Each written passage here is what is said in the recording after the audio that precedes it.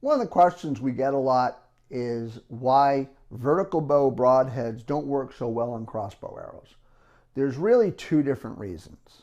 One of the reasons is that the retention system on the mechanical broadheads on crossbow arrows tend to be much higher, so it takes more pressure to physically open them up than a vertical bow.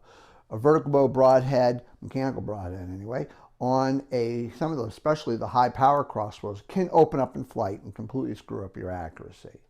The main reason, however, and this is one of the reasons I have argued with a number of the manufacturers about, is if you look at the difference in size between a vertical bow arrow and a crossbow arrow. Most vertical bow arrows are based on a 5/16 shaft.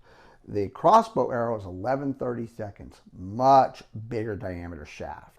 What ends up happening is that a crossbow broadhead flares out to mate up with the diameter of the crossbow arrow so that there's a smooth transition from the head onto the shaft.